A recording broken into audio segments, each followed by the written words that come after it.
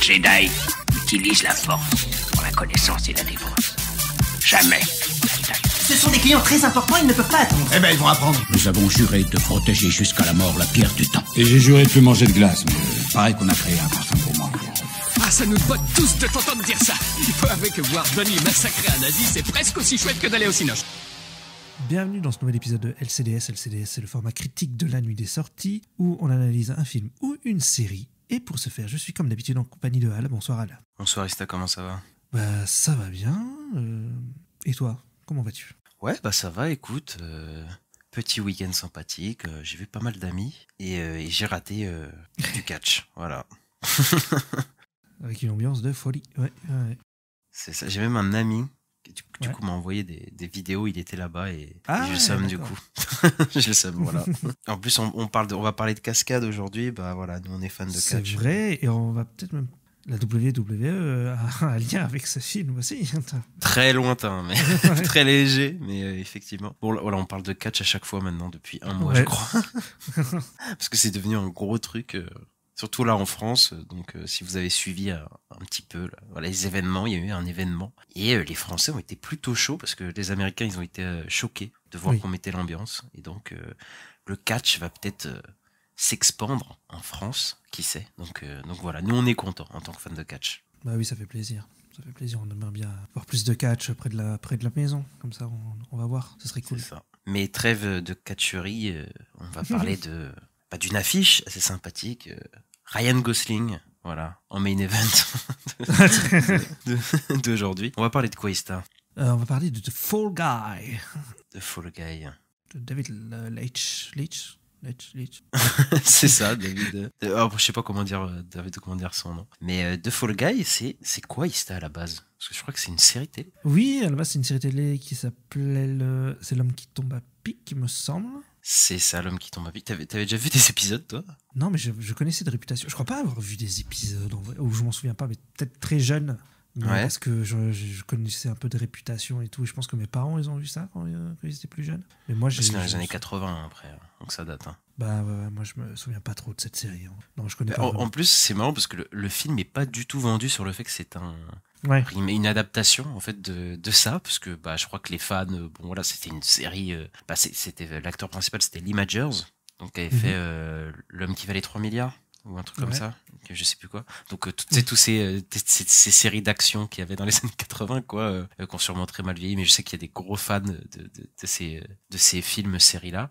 Oui, l'agence touriste, tout ça, ce genre. Oui, tout ça, il y en a une grosse vague, une grosse flopée où c'était un cascadeur qui en même temps était chasseur de primes, enfin un truc très bizarre. Et là c'est un genre d'adaptation, mais en fait le film mise plus sur son casting que sur le fait que c'est un remake, enfin, c'est une adaptation quoi. Déjà en France ils l'ont pas appelé l'homme qui tombe à pic, ils l'ont gardé le nom The Fall Guy. Donc nous ça nous dit rien quoi, ça, on sait même pas, je pense, les gens savent même pas.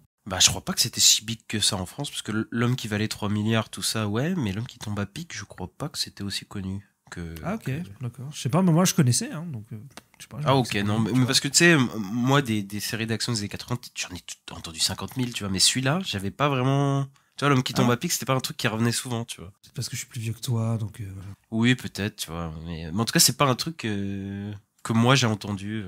D'accord, ok. Parce que moi j'ai entendu ça, mais c'est vrai que j'ai plus entendu ça dans les années 90, en vrai, c'est tous ces noms de séries là. Mais en tout cas, cette série-là, L'homme qui tombe à pic, je trouve pas qu'elle est restée autant que. Non, elle est pas restée. L'homme qui valait les 3 milliards ou des trucs, tu sais, des trucs un peu légendaires comme ça, tu vois, les Starkey Hutch, ces trucs-là, quoi. Oui, c'est vrai. Ça me fait penser qu'il y avait une vibe à un moment une mode comme ça de refaire en film les séries. Il y a eu le Starkey Hutch, il y a eu Shérif Fais-moi peur. L'agence touriste aussi. L'agence touriste, Miami Vice. Ouais, après Miami Vice, c'était un contexte spécial. Mais c'est vrai, fin 2000, il y a un peu ça, ouais. Ouais. L'agence touriste avec Bradley Cooper et tout. Bradley Cooper, ouais. Je sais pas ce que ça vaut si je le revois aujourd'hui. Je l'ai jamais vu. Je l'ai vu, mais je sais plus, j'ai aucun souvenir. Mais je sais pas s'il y avait une vibe comédie d'action, mais je sais pas si c'est très bien, quoi. Bon, bref. Je sais pas, je trouve qu'il est pas resté, le film, en tout cas, on n'en parle plus. Oh non, clairement pas. Et on va parler du film de Fall Guy. Du coup, qu'est-ce que tu peux nous dire sur la production du film, Ista? Oui, donc c'est en juillet 2010 que le Los Angeles Times, pardon, le Los Angeles Times, il a rapporté qu'un film basé sur la série des années 80, The Fall Guy, était en développement. C'est DreamWorks qui s'était associé aux producteurs Walter F. Parks et Laurie McDonald sur le projet, et Martin Campbell étant pour parler pour le réaliser. Donc Martin Campbell qui a fait Casino Royale, GoldenEye. Je crois. Après, moi, je connais. Green Lantern aussi. Mais bon, c'est pas oui, putain, c'est vrai que c'était lui. C'est vrai que c'était lui, oui. Ouais. Voilà. La chute a été rude pour lui. Et ensuite, en septembre 2013, donc ça a beaucoup changé. Et notamment, il y avait Dwayne Johnson qui était en négociation pour jouer le rôle titre. Et c'est MCG qui était en pourparlers pour le réaliser. Donc MCG, lui qui a fait Terminator, le 4e, Renaissance. Ouais, Salvation, là, ouais. Et qui avait fait aussi comment ça s'appelait là Il a fait les Babysitters sur Netflix. Le film d'action avec des femmes en général. Oui, Charlie's Angel. Charlie's Angel, voilà, merci. Enfin celui des années 2000 parce qu'il y a un remake. Oui. Enfin, remake, une suite, je sais pas trop quoi, dans les années vers 2020. Mais effectivement, voilà. En plus, Dwayne Johnson, un catcheur, encore une fois, qui devait faire le rôle. Ouais. Et ça s'est pas fait. C'est pas plus mal. C'est pas plus mal, effectivement. Et donc, c'est en septembre 2020 donc, qu'on apprend que Ryan Gosling, et donc avec le réalisateur David Leitch et le scénariste Drew Pearce, on a appris qu'ils allaient travailler sur un film de cascadeur, son nom, qui avait été repris par Universal. Donc Drew Pearce, scénariste Iron Man 3, Mission Impossible Rogue Nation et Hobbs & Shaw. Ouais, des gros films d'action en général. Et on va s'attarder un petit peu sur David Leitch parce que lui, il a un parcours assez intéressant. Quand même. En fait, à la base, c'est un passionné d'arts martiaux. Il a fait plein de compétitions d'arts martiaux et tout quand il était assez jeune. Et c'est d'ailleurs là qu'il a rencontré du coup Chad Stahelski, je sais pas comment dire, c'est très compliqué. Mais c'est là du coup qu'il rencontre son camarade avec qui ils vont faire John Wick plus tard. Et donc il a commencé dans le cinéma en tant que cascadeur. Il avait fait des cascades pour Buffy, contre les vampires, donc pas mal de séries avant de devenir quand même une des doublures de Brad Pitt. Du coup, surtout dans la fin des années 90, début 2000, donc surtout sur Fight Club, les Oceans, Mr. Mrs. Smith et tout ça. Et de Jean-Claude Van Damme aussi sur Répliquant. Je sais pas si tu connais Répliquant. Ça me dit un truc, mais ouais. Bon, peut-être de nom. Voilà, un des nombreux films de Jean-Claude Van Damme aux États-Unis qui sont pas très fous, mais que beaucoup de gens aiment bien. Et c'est après qu'il va beaucoup se professionnaliser là-dedans. Tu sais, il va devenir. Cascadeur, ouais.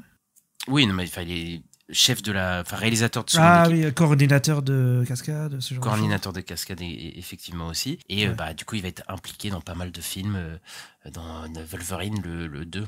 Le combat immortel, les Ninja Turtles, Hansel et Gretel, etc. Il n'y avait pas Winter Soldier aussi, non? Oui, ça c'était avec Chad, ou c'était Chad Stahelski, ça peut-être. C'était peut-être Chad, C'était peut-être Chad Stahelski pour le coup, mais je sais pas. Mais en tout cas, il a fait plein en tant que réalisateur seconde équipe, il en a fait plein. Voilà, mais il s'est arrêté. Je pense qu'il s'est arrêté un peu après le succès de John Wick et un peu avant de faire ses propres films, parce qu'il a ouvert sa propre société de compagnie. Et donc son premier film qu'il fait, c'est avec son pote Chad Stahelski, qu'il connaît depuis presque toujours, et c'est John Wick. Et toi, t'avais bien aimé John Wick à l'époque, le premier? Moi je l'ai vu en retard, je l'ai pas vu du tout à la sortie, parce que les gens en parlaient. J'ai trouvé ça sympa, après moi j'ai pas trouvé ça fou, mais j'ai trouvé ça cool, quoi. Ouais, pareil, enfin je suis pas fan du truc, mais je vois bien l'ambition qu'ils avaient de rendre hommage à leur travail de cascadeur, parce que faut savoir que lui et Chad Stahelski, ils en avaient un peu marre parce que c'était des cascadeurs, et que leur cascade, que leur démonstration physique n'était pas très mise en avant dans les films dans lesquels ils ont participé. Et donc ils se sont dit, c'est quoi, on va faire nos propres films pour faire nos propres cascades et bien les mettre en scène. Et c'est d'ailleurs pour ça que John Wick a des longs plans séquences où on voit bien les cascadeurs faire l'action et tout. C'est vraiment, John Wick, c'est juste un prétexte pour bien montrer les scènes d'action et les cascadeurs, quoi. C'est vraiment ça, quoi, le truc. Sauf qu'après, tel un Fast and Furious, il a pris son propre chemin, et Chad Stahelski est resté sur la franchise John Wick, à faire toutes les suites, etc. Et lui, il a pris son propre chemin, puisqu'il a commencé à faire son premier film en 2017, Atomic Blonde. Alors, comment dire, Atomic Blonde, je l'ai vu et je l'ai déjà oublié, parce que c'est pas un film très très. Il y a quand même une esthétique, je trouve, sur Atomic Blonde, parce que c'est vraiment un projet personnel de Chad Stahelski. Pour le coup, il a vraiment mis un peu ses tripes dedans et tout. Mais le film, il s'embourbe dans des trucs de scénario. Oui, et en plus, c'était Chad Stahelski David Leitch qui était un peu sérieux, parce que après, on va voir qu'il va vite tomber dans de la comédie, hein, voilà, et c'est ça qui va beaucoup plus l'intéresser après. Mais il était encore dans un truc sérieux et je trouve que c'était pas très maîtrisé. Non, Atomic Blonde, franchement. Après, les scènes d'action sont pas horribles, hein, loin de là, et on va en reparler parce qu'après, en 2018, il a fait Deadpool 2. Alors Deadpool 2, je pense que c'est son pire film pour moi, je pense, parce que je pense que Chaz Stahelski, il a resté à faire son propre univers, à faire ses propres trucs, et David Leitch, il a un peu fait des films de studio après, quoi. Oui. Il a un peu fait voilà, on va en parler, mais je pense que David Leitch, il a pas une patte très reconnaissable, et donc il a commencé à faire des comédies d'action. Et moi, Deadpool 2, encore le 1, j'ai plutôt un souvenir pas dégueu, pas bien, mais pas dégueu, et le 2, vraiment, j'avais souffert, je trouve, dans Deadpool 2. Il y a des moments sympas, mais ouais, pareil, sur le coup, j'avais pas trop aimé non plus. Et je l'ai oublié, le film, totalement, parce que je trouve que les films Deadpool, on en reparlera quand le 3 sortira, mais je pense que c'est des films qui marchent sur un moment, et après, c'est très compliqué, je trouve, de revenir dessus. Ouais, mais ça vit très vite en plus, parce que c'est des blagues méta sur la... C'est ça, c'est ça qui fait que ça vit assez vite, enfin les Black Fortnite et tout, quoi. Ensuite, il a fait Fast and Furious Hobbs and Shaw. Et là, je dis ça, mais il a fait tout ça année après année, hein. Genre Atomic Blonde, Deadpool 2, Fast and Furious Hobbs and Shaw. C'est, ouais, il a un rythme fort d'elle, quoi. Hobbs and Shaw, c'est pas très bien, mais je trouve qu'il rentrait un peu dans le délire un peu débile, que j'aime bien chez lui. Et bah voilà, il y a Dwayne Johnson qui fait des finishers, voilà, moi je suis content, moi, de catch, tu vois. C'est nul, objectivement c'était nul à chier, enfin voilà, comme pas mal de Fast and Furious, mais dans ce délire de comédie d'action, je saurais pas que c'était le Fast and Furious le plus nul, tu vois, par exemple. Il y a des Fast and Furious que j'aime plutôt bien d'ailleurs. D'accord. Voilà. Okay. Et l'année dernière, il y a 2 ans, il avait fait Bullet Train. Je sais pas si tu l'avais vu, Bullet Train. Non, j'ai pas vu. Mais moi j'avais bien aimé Bullet Train. Voilà, je sais qu'il y a plein de gens qui chient un peu dessus, mais je trouve qu'il y avait une ambiance. C'était au Japon, même si c'était pas très utilisé. Voilà, il y avait des couleurs, et je trouvais les chorégraphies étaient vraiment pas mal dans les combats. Je trouvais que ça pas horrible. Et surtout, il y avait des bons persos. Tu vois, il y avait Aaron Taylor Johnson et Brian Tyree Henry qui avaient une bonne relation d'amis, potes et tout. Et je trouve que ça marchait plutôt bien. Voilà, ils avaient une personnalité. Il y avait le personnage de Brian Tyree Henry. Il avait tout un truc avec Thomas le petit train. Je sais pas si tu vois. Oui, je vois, ouais. Et ça marche super bien, c'est assez drôle. Brad Pitt, il s'y donnait. Et après, il y avait plein de problèmes. Enfin, dans la narration, c'est n'importe quoi. On se tapait un flashback de genre 5 minutes sur un personnage qui meurt 3 minutes après. Et tu te dis, mais pourquoi tu me balances un flashback comme ça sur le personnage pour me faire mourir comme ça? Il y avait des fonds verts dégueulasses, enfin, il y avait des trucs pas fous, mais je suis allé passer un bon moment, un truc un peu de comédie d'action que je trouvais pas dégueu. Et ben, on arrive aujourd'hui à 2 Fall Guy. Et je trouve que là où Stahelski est plus sérieux, je trouve, voilà, John Wick, il y a un peu d'humour, mais c'est pas des comédies. Et lui, il est vraiment à la fond sur l'action. Lui, Stahelski, il est clairement bourrin, quoi. Niveau fun et tout ça, et un peu outrancier dans son style, à faire du style, enfin, vraiment du style pour du style, et on en reparlera dans la critique, voilà, parce que j'ai fait une longue digression. Oui. Tu peux nous parler de la suite de la production. Ouais, donc en mai 2022, il a été confirmé que le projet était une adaptation cinématographique donc de The Fall Guy, donc basée sur la série télévisée, et le film il est produit par Universal avec 87 North Production, donc la société de David Leitch, et Entertainment 360, la société de Ryan Gosling, avec Leitch et Kelly McCormick qui produit aux côtés de Gosling et de Gaimon Cassidy. Donc sur le film, il y a eu plus de 1000 acteurs et l'équipe australienne et plus de 3015 figurants d'Australie. Ouais, parce que l'Australie, ils aiment bien les films d'action. Voilà, dédicace à Mad Max aussi. Et donc, voilà. Le dernier temps, le dernier temps, je crois qu'il était fait en Australie. Je sais pas.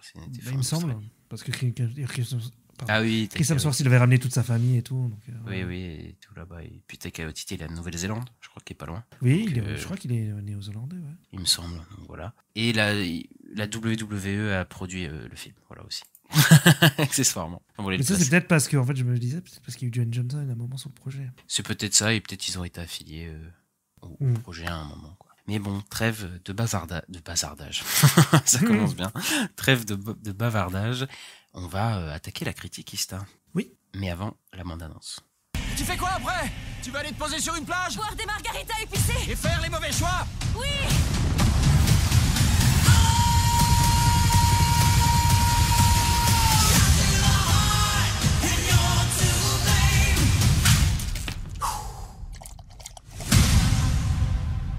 C'est l'histoire d'un cascadeur, et comme tous les cascadeurs, il se fait tirer dessus, explose, écrasé, jeté par les fenêtres et tombe toujours de plus en plus haut pour le plus grand plaisir du public. Après un accident qui a fait mettre fin à sa carrière, ce héros anonyme du cinéma va devoir retrouver une star portée disparue, déjouer un complot et tenter de reconquérir la femme de sa vie, tout en bravant la mort tous les jours sur les plateaux. Que pourrait-il lui arriver de pire? Voilà, c'est le synopsis halluciné du film. On a oublié de le dire, mais il a quand même un budget de 125 millions de dollars. Ouais, j'ai lu même dans un article qu'il pourrait peut-être même avoir plus. Oui, j'avais eu 130, 135 aussi dans d'autres endroits, mais en tout cas, c'est un blockbuster, quoi, on peut le dire, qui est vendu uniquement, quasiment que sur ses acteurs, parce qu'on va pas se mentir, l'homme qui tombe à pic, c'est pas le truc sur lequel ils vendent le plus le film, donc c'est assez fou, parce que je crois que c'est le plus gros budget, non, puisque il y a eu Hobbs & Shaw et puis il y a eu Deadpool 2, donc non, n'importe quoi. C'est le plus gros budget, mais non, c'est juste que c'est plus cher que Bullet Train, qui avait coûté moins de 100 millions. On retrouve au casting Ryan Gosling, Emily Blunt, Aaron Taylor-Johnson, Winston Duke, Anna Waddingham, Teresa Palmer, Stéphanie Chou et tout un tas d'acteurs. Et rapidement, Ista, est-ce que tu peux nous dire, parce qu'on en a parlé très vite fait, je crois tous les deux, qu'est-ce que tu penses rapidement du film? Alors moi j'ai passé un bon moment, ça m'a plutôt plu, sans être incroyable, c'est pas un film de fou, hein, mais je trouvais que l'humour fonctionnait plutôt bien, ça m'a pas déplu, je trouvais qu'il y avait des bonnes idées, des moments dans la réal, il y avait des trucs sympas. Que les acteurs jouent bien et tout. Après, c'est pas le film de l'année, quoi. Je suis pas sûr de vraiment le retenir à la fin de l'année, tu vois. Mais j'ai passé un bon moment, voilà. Ouais, j'ai pas passé un mauvais moment non plus. Maintenant, j'ai quelques problèmes avec le film, mais comme en fait c'est tous les problèmes de David Leitch, je trouve, qui ressortent, comme d'hab, quoi. J'ai peut-être préféré Bullet Train sur le coup. Après, je trouve pas le film horrible. Je trouve qu'il y a vraiment des bonnes idées parfois de mise en scène et même de ce que le film raconte. Malheureusement, c'est en fait tout ce qui est bien et tout ce qui est pas bien sont liés. C'est que lui, c'est un gros bourrin, quoi. C'est un mec qui est pas subtil du tout, qui est très lourd et qui a un style pour faire du style parfois. Et enfin, t'as des moments, c'est des moments où c'est plutôt fun, ça marche plutôt bien. Il y a des moments où tu te dis mais c'est bon, enfin genre au bout de la 50e référence t'en peux plus, quoi. Donc, oui, je vois, ouais, ok. Ouais. Donc voilà, on va en parler, mais effectivement, je trouve que c'est pas enfin tu vois, le film m'attirait pas beaucoup, enfin tu vois, les bandes annonces, etc. Et en fait c'est pas aussi pire que ce que je pensais, donc ça va. Et je trouve que oui, effectivement, le casting fait une grande partie du fait que j'ai bien aimé le film, je pense. Oui, je pense aussi. Et on va commencer tout de suite. Alors The Fall Guy, c'est une comédie romantique d'action, entre guillemets, comme on en faisait à l'époque. Et toi, tu dis que l'humour, ça t'a plutôt fait rire, c'est ça? Ouais, il y a quelques trucs qui m'ont fait marrer, sur les trucs un peu méta, tout ça. La scène du split screen, par exemple, que j'ai trouvé cool. Ouais. Tu vois, dans la réal et tout, ça m'a fait marrer comment c'était fait. Je trouvais que c'était intelligent et tout. Sur le coup, ce truc-là, moi, ça m'a plutôt plu. Ouais, ça m'a pas fait non plus éclater de rire, tu vois, mais c'est plus un petit sourire sympa, 2-3 fois. Après, c'est voilà, peut-être... Je trouvais qu'il y avait une vibe sympa, quoi. C'est petits films sympas. Enfin, c'est peut-être le casting, du coup, qui t'a... Plus que les blagues, tu vois, peut-être aussi. Oui, c'est plus ça, je pense aussi, ouais. Mais je pense que le film... Je retiens pas de blague spéciale du film, en tout cas, ouais. J'en retiens une ou deux, quand même, moi. Ouais. Il y a de l'humour visuel, parfois, au moment, il y a une licorne qui se pose. Oui, ça, voilà, oui, mais tout ce moment-là, il est très drôle, ouais. Voilà, et ça, c'est un des meilleurs passages du film, hein, d'ailleurs, le moment où Ryan Gosling est drogué, et donc, du coup, il se passe des choses un peu bizarres, il y a une licorne qui pop. Et mais ce que j'aime bien, c'est qu'elle est en arrière-plan et qu'ils font pas des gros plans sur elle et tout, tu sais. Bah, en fait, au début, il te la montre, et puis après, en fait, non, elle réapparaît, tu sais, comme ça, elle disparaît. Tu vois, et juste, c'était un peu drôle. Et ça marche, je trouve, hein, tu vois, ce humour un peu loufoque, et c'est là où il est le mieux, David Lynch. Mais après, il y a quand même une séquence où Ryan Gosling pleure sur du Taylor Swift, quand même, qui est pas mal, je trouve. Ça, dans la voiture. Et ça, je trouvais ça pas mal. Surtout que Ryan Gosling, voilà, on va parler du casting. Pour moi, c'est la grosse force du film. Mais Ryan Gosling, il est très bon dedans, quoi. Moi, je suis pas fan de Ryan Gosling, voilà, faut le savoir. Dans ses films un peu plus sérieux, Drive ou etc., c'est pas un acteur qui me... Je sais qu'il y a beaucoup de gens qui sont touchés par son jeu. Ouais, moi, j'aime bien.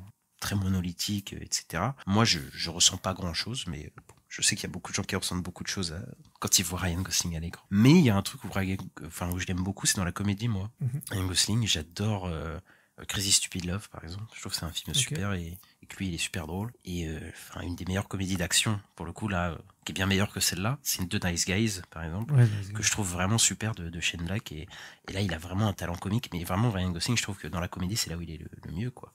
Ken on aussi. l'a vu ouais, c'est ce que j'allais dire, on l'a vu aussi cette année, l'année dernière dans Ken, il a un peu volé la vedette malheureusement. Mais il a un personnage assez intéressant parce qu'en fait c'est un personnage qui est un peu un mixte de un peu toute sa filmo, mais enfin en manière comédique hein, évidemment. Hein. Mais c'est un peu ça quoi, parce que il a un genre de blouson déjà qui rappelle beaucoup Drive, tu vois. Ah oui, au début. Ouais, au début et même en tant que cascadeur, il a joué un cascadeur. Dans Place Beyond the Pines, je l'ai pas vu le film, mais je sais qu'il joue. Ah, je savais pas que c'était sur un cascadeur. Ok, d'accord. Mais après, je crois que l'histoire, ça parle pas vraiment de ça, mais je crois que lui, son métier, c'est de cascadeur. Il a une coupe de cheveux qui rappelle beaucoup Ken, voilà. Et il y a tout le côté comédie romantique qu'il a pu faire à un moment, La La Land, Crazy Stupid Love, etc. Donc pour moi, c'est un peu un mix de tout ce qui a fait Ryan Gosling au cinéma, quoi. Et ça marche bien du coup pour lui parce que du coup c'est un rôle un peu taillé pour lui, je sais pas si c'est fait exprès ou pas hein, du coup mais je trouve que ça marche vraiment bien quoi. Ouais je suis d'accord, effectivement j'avais pas vu ça comme ça, mais j'avais pas fait le rapprochement avec la carrière de Gosling. Maintenant que tu le dis, oui, ça me paraît assez évident en fait. Et il a faut le dire, il a une bonne alchimie avec Emily Blunt. De toute façon je crois que tout le monde a une bonne alchimie avec Emily Blunt parce que Emily Blunt est une actrice, je pense, moi je l'ai jamais vu mal jouer quoi. Vraiment, même tu sais dans le film Netflix qu'on a eu l'année dernière là. Ouais. Pareil, on disait qu'elle jouait bien et tout, que ça marchait bien. Oui, non, mais elle est toujours bien en fait. Enfin, c'est ça, ouais. Mais même dans les films un peu moins bien, des trucs comme ça, elle a une sympathie, j'ai une sympathie naturelle pour elle à chaque fois que je la vois. Et ils ont une super alchimie, ça se voit aussi en interview à chaque fois.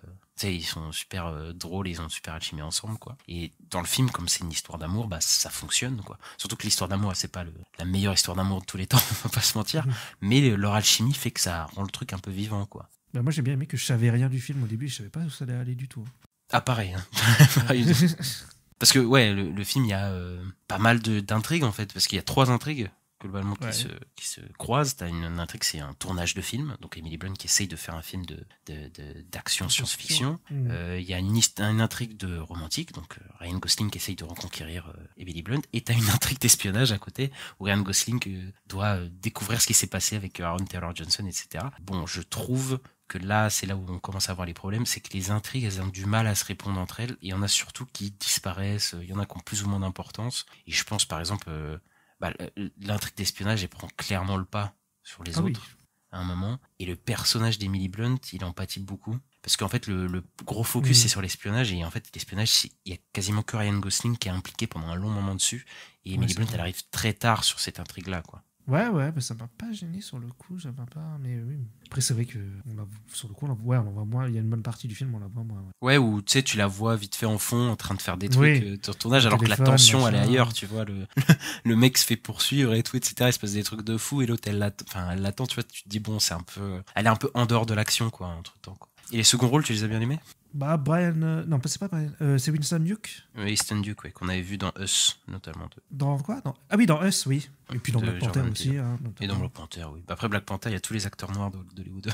Oui, c'est vrai. Winston Duke, je trouve qu'il est attachant comme Winston Duke. Il est sympa. T'as envie d'être son pote quand même. C'est pas comment dire, un comic relief vraiment chiant, quoi. C'est pas. Ça va, il est pas débile, quoi. C'est pas Brian Tyler Henry dans Godzilla. Putain. Après, en même temps, c'est les seconds rôles, je les trouve tous bien en tant qu'acteur. Hein. Genre la productrice, je la trouve super avec son coca et ces trucs comme ça. Je trouve qu'elle joue super bien, l'actrice. Je trouve que Aaron Taylor Johnson, il est super aussi, mais on va pas se mentir, ils sont très peu présents. Tu vois, Winston Duke. Aaron Taylor Johnson, c'est lui qu'on voit le moins. Hein. Moi, ça m'a surpris. C'est lui qu'on voit le moins, c'est vrai. Mais quand il est là, je trouve que c'est assez impactant. Ouais. Surtout qu'ils ont des rôles assez, je pense, voilà. Par exemple, la productrice et l'acteur qui a complètement le melon et tout, ça dit quelque chose de l'industrie, et surtout vis-à-vis des cascadeurs. Je pense qu'il y a un truc vis-à-vis de ça, quoi. Il y a clairement une critique de ces acteurs qui disent qu'ils peuvent faire leur cascade eux-mêmes, alors que clairement c'est les cascadeurs qui font tout le boulot de ce truc-là. Il y a des trucs un peu méta sur l'histoire de la cascade. À un moment, il dit il donne des Oscars pour ça. Oui, mais on sent qu'il a vécu tout ça, tu vois. Oui. David Leitch, tu vois, il connaît bien ces trucs-là, et il en profite pour mettre des tacles, quoi, assez ces personnes-là, quoi. Et ça, c'est plutôt pas mal. Mm. Mais pour en revenir un peu à l'intrigue, moi j'ai trouvé quand même le film un peu long, je dois avouer. Ouais. Parce qu'au bout d'un moment, je crois que le film il va se finir. Et en fait, il se finit pas et ça retourne sur un autre truc et ça repart pour 45 minutes, 50 minutes. Je pense savoir. Ouais, ok, je pense savoir d'où tu parles. Bah, au bout d'un moment, il y a un genre de. Je crois que c'est un climax. Ouais. De scènes d'action, etc. Et la scène, elle va se dans un terminer. appartement. Enfin, dans un. Oui. Oui, c'est ça, exactement. Et en fait, après, j'ai regardé un moment, je vois, il reste sur 50 minutes, tu vois. Après 50 minutes, je fais quoi? Oui, mais j'ai regardé aussi à ce moment-là, je me suis dit, ça va bientôt la fin, puis non. Mais non, en fait, ça relance encore un truc, et donc, je trouvais ça un peu long. Et le scénario, il est un peu débile, mais enfin. Oui, mais ça, j'aime bien. On s'en doutait, tu vois, genre, c'est pas... Il y a des révélations, voilà, complètement obvious sur certains personnages. Tu fais, ah oui, bon, bah, je l'avais cramé au bout de 5 minutes, tu vois. Je peux pas dire, voilà, un genre de twist, mais c'est pas un twist, enfin, voilà, franchement, si tu devines pas le complot qu'il y a en 10 minutes, enfin, voilà, t'as vu 3 films, tu sais ce qui va se passer, quoi. Ouais, c'est ça. Mais pour revenir au côté méta du film, parce qu'il y a un côté méta, voilà, je déteste dire ce mot, mais bon, voilà, c'est un côté méta, c'est que c'est un film dans le film, déjà. On vit sur un plateau de tournage, il tourne un film, et ça, c'est une des meilleures parties du film. Et d'ailleurs, le film fait des références à je sais pas combien de films dans l'intrigue, là, où ils font que name dropper des films toutes les 5 secondes, c'est insupportable, je trouve, par contre, ça, tu vois. Bah, parce que je vois les discussions qu'il a avec son pote là, Winston Duke, qui fait des répliques de films, mais sinon je vois pas. Bah c'est ça dont je parle. Ah ok, d'accord. Genre 3-4 fois dans le film, ils te font le coup et tout, et puis ça c'est dans Matrix, et ça c'est dans le truc. Et même d'ailleurs, je crois qu'au début, le mec, il y a un montage de films d'action, ou des films d'action qui passent à la télé, il y a John Wick qui passe, ou je sais plus quoi. Je sais plus, mais je sais plus à quel moment. Je crois que c'est vraiment au tout début, et il y a plein de films d'action qui passent, et tu fais, mais mec, c'est complètement un bourrin ce mec-là. C'est un truc de fou, je quoi. pense quand même, ouais. Et j'adore la ref du film qui sont en train de tourner, parce qu'il y a, enfin là, tu vois ce que je veux dire? Là, c'est Dune, quoi. Il y a des clins d'œil à Dune, quoi. Bah moi j'ai vu un truc de SF en fait, je t'avoue que j'ai pas pensé à Dune. Non mais en fait c'est la musique, enfin déjà il y a un désert et tout, voilà, c'est un truc d'essai. Oui. La musique c'est hyper Dune, le chant qu'on entend là avec les voix qui font, je vais pas l'imiter, mais voilà, ça fait clairement un peu Dune, je trouve. Hein. Et d'ailleurs, ce serait pas un meilleur film de SF que Rebel Moon, Ista? C'est possible, je sais pas. Après, peut-être qu'ils vont vraiment le faire. Hein. Il y a une bande-annonce à la fin du film. Ouais, bah il a l'air mieux que Rebel Moon. Ouais, il a l'air mieux. C'est horrible ce que je dis, mais les gens qui sont les fans de Rebel Moon, ils vont nous attaquer. Mais pour revenir au film dans le film, je trouve que c'est un des bons trucs du film parce que oui, moi, déjà le film fait écho à l'histoire d'amour entre Ryan Gosling et Emily Blunt, parce que il y a une histoire d'amour dans l'histoire qu'Emily Blunt tourne en fait. Et actrice, ouais. Oui, voilà, et elle va l'utiliser un peu contre lui pour le faire souffrir à un certain moment. D'ailleurs, c'est assez drôle cette scène. Il y a un comique de répétition, il se prend un rocher dans le dos et tout. Ouais, et c'est un film qui parle de mise en scène, quoi. Il y a littéralement la fin du film, c'est Emily Blunt qui dirige une scène pour attraper des gens, voilà, on va pas spoiler, mais voilà, et donc du coup ça marche plutôt bien, quoi. Il y a du coup Emily Blunt qui met en scène sa propre scène d'action, et ouais, je trouve ça plutôt bien, pas mal, quoi. Et même de voir les coulisses d'un tournage et tout, c'est toujours un truc, quand t'aimes bien le cinéma, c'est toujours cool, quoi. Ouais, c'est vrai que ça, c'est très très cool. Même en plus, ils reprennent un peu les rôles du film qu'ils sont en train de faire là. Donc c'est Space Cowboy et Alien. Ouais. Où tu vois que Emily Blunt, elle a un gant, elle a une main d'Alien là, elle a des accessoires en même temps et tout. Il y a tous les trucs sur la mise en scène et tout qui sont assez sympas, ouais. Ouais, je pense à un plan séquence aussi, au tout début. Où, oui. Là, pour le coup, où je dis que c'est un mec qui est complètement dans le tape à l'œil, David Leitch, là pour le coup c'est pas du tape à l'œil, je trouve, dans la première séquence, parce que c'est un plan séquence sur un tournage, et donc il n'y a pas de truc de fou, hein, parce que tu sais, il y a un peu maintenant depuis 10-15 ans, pas obligation, mais t'as un peu ce truc de plan séquence stylé d'action. Oui. Et lui il l'utilise pas pour ça, tu vois. Là pour le coup c'est pour montrer le rythme intensif d'un tournage, comment ça se passe, et tu utilises un plan séquence, c'est tout en temps réel, et donc du coup tu sens bien l'intensité d'un tournage, ça marche bien pour montrer la folie et tout ça du tournage, mais en même temps c'est pour montrer un moment charnière et violent pour le personnage de Ryan Gosling, qui va, en un plan, ça va être tout le trauma du personnage, tout l'accident du personnage qui va arriver, et après hop, le film il commence et démarre bien, et c'est vraiment une bonne idée de mise en scène là pour le coup. Ouais, mais je crois que j'ai même pas fait gaffe que c'était un plan séquence à la base, mais... le premier, après... Ouais, bah tu sais, il est un peu, ils se font bien dans le truc, quoi. Tu vois, t'es pas. Ouais, c'est ça en fait. Bah, justement, il te fait pas du tape à l'œil, il te fait pas t'es mon plan séquence, tu vois, où tu le remarques pendant 2 heures, quoi. Donc c'est pour ça que ça marche plutôt bien, ça se fond bien dans le film, quoi. Après, tous les trucs sur le tournage, je les trouve bien, mais c'est mis de côté très rapidement, en fait. Faut pas, parce que là, on est en train de vanter le truc. Très vite, c'est un peu mis de côté le tournage. On se concentre sur l'histoire d'amour, sur l'espionnage, et ça passe un peu à la trappe, malheureusement. C'est surtout l'espionnage. Mais oui, c'est le premier acte où c'est vraiment sur cette histoire de cascadeur, de tournage et tout. Et après, ouais, c'est vrai que ça part plus sur le côté espionnage, ouais. Sur la recherche du personnage de Aaron Taylor Johnson. C'est ça. Et t'as parlé d'une bonne idée de mise en scène, le split screen. Donc pour expliquer, au bout d'un moment, 2 personnages, donc le personnage d'Emily Blunt et Ryan Gosling, parlent de split screen. Donc pour le film qu'ils vont tourner. Et là, l'écran fait un split screen et on voit les 2 personnages du coup. Et donc y a un côté un peu. Ça montre un peu l'énergie du film quand même. C'est un peu bourrin. Voilà, c'est un peu Oui. Split screen. Hop, il y a un split screen qui apparaît effectivement. Mais pour le coup, ça marche vraiment bien, quoi. Surtout que les valeurs de plan se répondent. C'est-à-dire que les 2 personnages font à peu près les mêmes mouvements dans le cadre, ils sont à peu près situés au même moment. Et donc c'est un vrai travail de faire ça, hein. C'est pas donné à tout le monde. Et pour le coup, c'est très cohérent et c'est pas vraiment tape à l'œil parce que pour le coup, les 2 personnages, ça raconte quelque chose des 2 personnages qui s'aiment vraiment, mais qui sont séparés par le cadre. Donc voilà, ça marche encore, ils sont pas encore réunis. Et donc c'est une vraie idée de mise en scène, quoi. Pour le coup, là, c'est pas le mec bourrin et je trouve que ça marche. Je te fous qu'il devrait faire plus de ça, monsieur David Leitch. C'est peut-être du bourrin, du pas bourrin accidentel, quoi. Parce que lui, peut-être, il est bourrin dans son idée, mais je sais pas. Après, je le trouve plus bourrin dans ses scènes d'action. Là, c'est pas une scène. En fait, c'est les 2 trucs qu'on a dit, le plan séquence, le split screen, ça arrive pas pendant les scènes d'action. Donc, je trouve ça. C'est vrai que par contre, les scènes d'action m'ont pas marqué, en fait, hein, quand j'y pense. C'est peut-être la fin, la course-poursuite dans la ville, on va dire. La course-poursuite dans la ville, oui, voilà. Ok, oui, avec Ryan Gosling, elle est dans les trailers, hein, t'inquiète pas, c'est pas... Ouais, voilà, quand il doit aller au karaoké, là. Ouais, toi, t'as bien aimé cette scène-là. Celle-là, ouais, je trouve qu'elle est pas trop mal. En plus, il y a Stéphanie Sou, là, qu'on voit un petit peu. C'est vrai qu'elle est là 2 secondes dans le film. Ouais, c'est vrai. C'est ça. En tout cas, là, c'est peut-être celle que je retiendrai. Alors, faut savoir qu'en interview et même tout le film, David Leitch, il veut rendre hommage aux cascadeurs. Ouais, c'est ce qu'il dit. Ouais. Et parce que lui-même était cascadeur et tout ça. Et donc, il montre bien qu'ils sont complètement invisibilisés dans le film. Hein. Voilà, ils sont vraiment mis de côté, ils sont montrés comme remplaçables, etc. Alors que c'est eux qui prennent tous les risques. Et sur ce côté-là, je le trouve sincère. Et je trouve que le film marche vraiment sur ce côté-là. Et il y a vraiment des séquences où là, je trouve qu'il montre bien ce que c'est d'être un stuntman. Je pense, déjà, ils ont battu un record sur le film. Je sais pas si t'es au courant. Non. Le record de tonneaux en voiture. Ah, ok. Qui a été battu, c'est la séquence. En plus, ils le disent vraiment dans le film, je crois, quand ils font tous les tonneaux, là, ils disent. Ouais. Je crois que c'est vrai. En tout cas, j'avais lu l'anecdote qu'ils ont vraiment battu le record de tonneaux en voiture, je sais pas quoi, là, et ils l'ont vraiment fait. Et pour le coup, la séquence, elle est plutôt pas mal faite et même, faire une voiture qui fait des tonneaux, c'est toujours impressionnant, je trouve. Oui, dans les films. Début, ça, oui, et ça marche plutôt bien. Mais moi, ce que je trouvais super, c'est la séquence où il se bat dans l'appartement. Et la deuxième fois, hein, pas avec Teresa Palmer. Teresa Palmer qui a 2 secondes aussi d'ailleurs.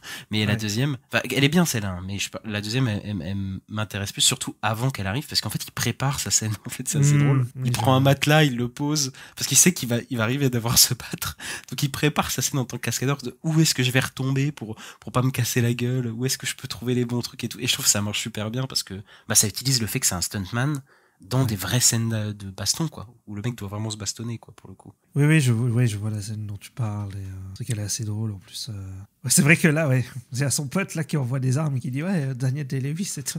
Ouais, ah oui, non, mais là, c'est le festival, hein. Ah, là, c'est le festival des punchlines, tout, t'en peux plus, quoi. Et ils utilisent un faux flingue aussi à un moment pour bluffer. Ouais, mais ça, c'est bien dans l'histoire, parce qu'ils te le mettent bien avant, au début du film. En fait, tu le sais, toi, que c'est un truc. Oui. Il y a un setup payoff, voilà, à la fin, et surtout, ça utilise encore une fois le fait les trucs du stuntman et tout dans l'histoire du film, et ça marche vraiment bien, quoi. Après, les scènes d'action, comme j'ai dit, le côté bourrin du gars, c'est son défaut principal, mais aussi, je pense qu'il est sincère, tu vois. Je pense vraiment, dans tous ses effets, je pense qu'il pense que c'est trop cool, tu vois. David Leitch, tu vois. Alors que Stahelski, il est pas du tout dans ces trucs-là, tu vois. Lui, il a vraiment un côté fourre-tout, je trouve, David Leitch, dans son cinéma. Mais pour le meilleur, comme il y a une scène qui est cartoonesque au possible, où il prend de la drogue et il défonce des gars. Oui. Et les gars, ils se mettent à être, je sais pas comment dire, mais à être plein de couleurs. Ça me fait penser un peu à Scott Pilgrim, un peu.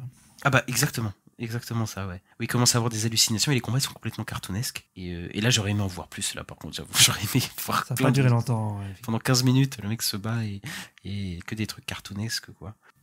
J'ai vu quelqu'un aussi faire une comparaison un peu avec Argyle. Ouais. Il peut y avoir un peu du Matthew Vaughn, ouais, je dirais, à ce moment-là aussi, ouais. Ouais. Bah, pour faire le comparatif avec Matthew Vaughn, je trouve que Matthew Vaughn, il y va plus dans le loufoque, tu vois. Déjà, je trouve qu'il met mieux en scène certaines scènes, la scène de l'église, etc. Mais surtout quand il se lâche vraiment.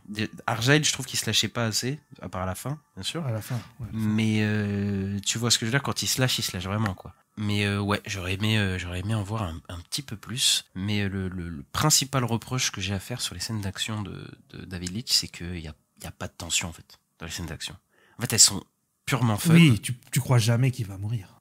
Mais exactement, enfin, il est jamais en danger, ce mec-là, quoi. Non. Et il y a que des blagues et tout pour casser la tension et tout, et c'est un peu assumé, hein, mais du coup, je suis moins investi, tu vois, dans les scènes. Et là, on parlait de Matthew Vaughn, je suis désolé, dans Kingsman, il y a de la fatalité, par exemple, dans le premier, hein, parce que Kingsman 2 et tout, c'est un peu de la merde, mais dans le premier, t'as de la fatalité, t'as les personnages qui se font défoncer. Kingsman, il y a qui casse, pardon. Les personnages qui se meurent, il y a des personnages qui se font défoncer. Enfin, il se fait défoncer, le personnage principal, tu vois. J'y crois vraiment, alors que lui, il a l'armure en scénario. Ah, mais tu vois. Il y a des moments. Après, je pense que c'est voulu dans le sens où ils disent ouais, c'est un cascadeur et tout, mais il passe à travers une vitre dans la scène de la poursuite là que je disais. Elle freine le camion, il passe à travers la vitre et tout, il va très bien, quoi. Mais quand des fois, je me suis dit, il est invincible un peu, le mec. Ah oui, mais il va dans le grand fun assumé, quoi. Ouais, parce que même le début du film, en vrai, le mec, il devrait être paralysé, je pense. Mais bon, je sais pas. Bon. Bah, ça aussi, c'est un autre truc qui fait qu'il n'y a aucune tension, aucun danger, c'est que il a un accident au début du film, on te montre qu'il a des problèmes au dos, il a un truc spécial dans le dos, mais il s'est jamais utilisé, en fait. Tu sais, il a jamais de mal à faire des cascades, il a jamais de mal à faire quoi. Tu te dis, mais pourquoi vous dites tout ça, quoi? C'est trop bizarre. Bah ouais. Au final, c'est juste pour amener l'histoire avec le personnage d'Emily Blunt, quoi. Mais oui, pour montrer son insécurité, à montrer ses sentiments, etc. Tu vois, il y a toute une histoire, mais je sais pas s'ils auraient pu utiliser au moins au début le fait que il ait du mal, tu vois, du coup, à faire des cascades et tout, tu vois. Mais bon, ils ont voulu faire un truc hyper fun direct après. Et ouais, après les bastons sont pas trop mal. Je pense que la première scène de baston avec Teresa Palmer, moi j'aime bien. Oui, c'est pas dégueu. C'est assez drôle parce que ça reprend aussi le thème du cinéma, parce qu'au final, elle se bat avec un sabre qui est un accessoire au final, donc il y a même pas. Oui. Et puis d'avoir 50 références que les gens ont sûrement notées, etc., quoi. Mais je pense que les bastons, je les préfère dans Bullet Train. Je trouve que Bullet Train, ils étaient peut-être un peu. Bon, après, en même temps, il y en avait beaucoup plus de bastons, mais ils m'ont plus marqué dans Bullet Train. Et par contre, pour le coup, l'hommage aux cascadeurs, du coup, dans les bastons, je trouve que ça fait mal, mais John Wick il réussit mieux, quoi, à montrer vraiment l'art de la baston, vraiment comment c'est. Ça marche mieux dans John Wick, je trouve, avec ses plans séquences, pour le coup. Ouais, ça, je suis d'accord que sur la baston, John Wick est bien meilleur. Je pense parce que lui il utilise trop d'effets, en fait. David Leitch, il utilise trop d'effets de style, alors que dans John Wick, il y a des effets de style dans John Wick. Parfois, il se permet des trucs. Je pense dans le dernier, là, la vue de dessus, là. Voilà, je pensais à ça. Ouais. Hotline Miami, tu vois. Mais la plupart du temps, c'est juste des longs plans ou des plans séquences où on voit vraiment les personnages faire la roulade, tu vois. Même c'est un peu ce qui a reproché à un truc de John Wick, c'est que, tu sais, il n'y a pas d'art du montage dans John Wick, tu vois. C'est genre vraiment, on te montre vraiment le mec qui va faire sa roulade, on te montre vraiment le mec qui va mettre son coup, qui va rentrer la lame, tu sais, il vraiment s'attache à tous les détails, tu vois. Et lui, il est vraiment dans un truc fun, un peu débile et un peu bourrin, quoi. Et moi, la scène du camion, je suis désolé, mais c'est la scène que j'aime pas dans le film, moi, pour le coup. Ah, d'accord, ok. Pour deux choses, parce que déjà, elle est entrecoupée d'Emily Blunt qui l'attend pour le karaoké. Et du coup, ça me... Ah oui. Déjà, j'ai envie de voir la scène d'action, tu vois. Arrête de me couper à Emily Blunt. Tout, je trouve ça cache beaucoup. Et je sais plus où j'ai entendu ça, mais l'image, elle est retravaillée numériquement, en fait. C'est-à-dire que toutes les cascades dans le film, ils les ont fait, hein, plutôt, tu vois. Mais il y a un côté un peu fake dans la photographie, tu vois, un peu... on a un peu l'impression que c'est fait en studio. Ouais, sur l'autoroute, à un moment, ça m'a un peu... Ouais, j'ai un peu vu ce truc. Comme quoi, j'avais l'impression que c'était un peu sur un fond vert, je sais pas, mais... Ouais, et alors que on sait que toutes les cascades, ils les ont fait, tu vois. Mais et c'est le même chef-op, j'ai oublié le nom, mais il travaille avec le même chef-op qu'il a depuis le début. Et il y a un peu ce côté-là, un peu ce côté fond vert parfois dans son cinéma... que Hobbs & Shaw, Deadpool 2 surtout aussi, tu vois, il y a un peu ce truc là, quoi, où t'as fait une image un peu fake, ou même si séquences sont faites en vrai, donc il y a des vraies scènes d'action, des mecs qui se tabassent, on a l'impression que c'est un peu retravaillé numériquement, quoi. Donc c'est un peu dommage, quoi. J'ai un souvenir de Deadpool 2, il y a une station essence complètement faite en numérique. Ça a choqué personne à l'époque, mais là, quand tu le vois maintenant, tu dis wow. Après, j'ai dit Deadpool 2, c'est surtout un film de studio, je pense. Il a il a fait beaucoup de fonds verts parce que c'était comme ça qu'il avait été engagé, quoi. Mais là, pour le coup, ce film-là, je pense qu'il est plus investi dedans, quoi. Oui.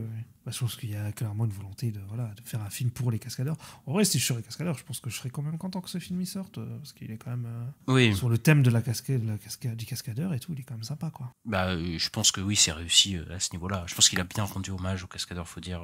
Il n'y a pas 50 000 films déjà qui parlent de cascadeurs, donc déjà. C'est ça. Moi, je me suis dit c'est original sur le coup. Oui, complètement. Et d'ailleurs, juste pour les fans de L'Homme qui tombe à pic, je crois que ça n'a rien à voir avec la série. On l'a pas dit, mais je crois que j'ai vu des trucs, ça n'a rien à voir avec la série. C'est juste que, ok, les cascadeurs dans la série et les chasseurs de primes, mais c'est pas du tout le même personnage ou quoi. Enfin, il a le même nom que le personnage de la série, mais rien à voir, tu vois. Donc voilà. Et juste pour revenir à son côté bourrin, du coup, à David Leitch, son utilisation de la musique, faut arrêter de faire ça. Je sais pas ce qu'ils ont les blockbusters américains. Ils utilisent les musiques les plus connues et en boucle. Et alors, je crois que c'est la musique de Kiss, là. Toi qui connais bien la musique. Ah oui. c'est Kiss la musique. Hein. Oui, c'est Kiss. Ouais. Il y a aussi Thunderstruck, je crois, à un moment. Enfin, tu fais, mais pourquoi vous utilisez les mêmes sons de rock qu'on entend tous les samedis là. Mais dans vos films, et la musique de Kiss, elle revient 5-6 fois, je crois, dans le film. Ouais, mais je suis déjà dans la bande-annonce, donc ça m'a pas choqué, parce que, mais oui. Ouais, mais t'es pas obligé de l'utiliser autant, quoi. Ah oui, non, mais ils abusent, ouais. Je suis d'accord. Et toi, t'aimes bien la scène de fin, où du coup, il y a toutes les cascadeurs qui se mettent sur la gueule avec les autres gars, quoi. Ah le final du film. Oui. Oui, voilà, ça explose, quoi. ça explose de partout, c'est marrant, sans être incroyable, mais ouais. Moi, j'aimais juste le côté mise en scène, j'avoue, du truc, et le saut de fin, entre guillemets. Le saut, il est cool. Et qui est vraiment pas mal, voilà. Et même les interactions entre les persos, Ryan Gosling, Aaron Taylor Johnson, Emily Blunt, je trouve que ça marche plutôt bien. C'est pas la scène d'action du siècle, mais elle marche mieux que la scène de la course-poursuite, je trouve. Voilà. C'est un peu ça que j'ai envie de dire. Mais pour conclure sur le style un peu de monsieur David Leitch, je trouve qu'en fait, le problème que j'ai avec lui, parce que en fait, même les films que j'aime bien, genre Bullet Train, il y a toujours un truc qui va pas. Je pense que c'est un mec qui manque d'identité, en fait. Ouais, non, mais ça, c'est un film qui manque d'identité, ça, clairement. Je saurais pas te dire c'est quoi la patte de David Leitch. Moi non plus, tu vois. Alors que, en vrai, Atomic Blonde, peut-être, je pense qu'il y avait un truc. J'aime pas trop le film, mais dans sa patine et tout, il y avait un peu, je pense que c'était un peu son film un peu de cœur, voilà, qu'il voulait réaliser. Il y avait un petit truc, une ambiance un peu particulière, voilà, une colorimétrie assez particulière. Même Bullet Train, en fait, Bullet Train, c'est un peu au Japon, donc il y a des couleurs et tout, c'est un peu un petit dépaysement, mais c'était pas très poussé. Mais en fait, je crois que, et je pense c'est pour ça que David Leitch et Chase Stahelski c'est pareil, c'est que David Leitch, il a pas du tout d'identité. En fait, il est très, c'est plus un faiseur, tu vois, je pense. Voilà, il est plus fait pour les films de studio, en fait, ce mec-là, quoi. Je pense. Ouais, c'est l'impression que j'ai aussi, parce que oui, là, clairement, The Fall Guy n'a pas d'identité visuelle marquée ou quoi. Enfin, y a rien. Il a quelques bonnes idées, mais il n'y a pas de truc spécial. Enfin, je me dis pas, oh putain, lui, c'est David Leitch qui a fait le film, alors que ça aurait pu être pas mal de réalisateurs d'action. J'allais dire moyen, mais je le trouve pas nul, David Leitch. Voilà, je trouve pas horrible. Donc, je vais pas dire moyen, mais un peu banal, quoi. Il n'y a rien pour lui. Ouais, mais banal, j'ai envie de dire moyen haut, tu vois. Oui, non, mais en fait, c'est pas horrible. En fait, il y a des scènes d'action pas mal, tu vois. C'est pour ça que je voulais pas dire moyen, tu vois. Ouais. Mais c'est un faiseur classique, voilà, quoi. Faut pas s'attendre à un truc de malade non plus, quoi. Ouais, mais de toute façon, moi, je m'attendais pas à un truc de malade dès la base. Oh non. Pas été surpris par ce que j'ai eu. Mais déjà, je pensais pas aimer le film à la base, parce que le trailer m'avait pas trop convaincu. Au final, je passais plutôt un bon moment. Et je crois que c'est aussi beaucoup dû au casting. Oui, ce casting, et il y a une énergie un peu qui t'emporte dans le film, qui fait que c'est plutôt un bon moment, et je l'avoue, quoi. Et j'ai bien rigolé. Ouais, une good vibe, quoi. Par contre, c'est ça que je voulais dire avant de partir. Ce film se passe en Australie. Alors, je ne sais pas, je ne suis jamais allé en Australie, mais tout ce qu'on me montre des films avec l'Australie, c'est l'Opéra de Sydney, que je vois 50 fois, ils nous le montrent plusieurs fois, et c'est tout. Je ne sais pas ce qu'il y a en Australie à part ça. À part des araignées de 50 mètres. Qu'est-ce qu'il y a en Australie, putain? Bonne question. Tu sais, c'est toujours la même chose, genre des plages et l'Opéra de Sydney en fond. Ouais, l'Opéra de Sydney. Et tu fais, ouais, on est en Australie. Mais putain.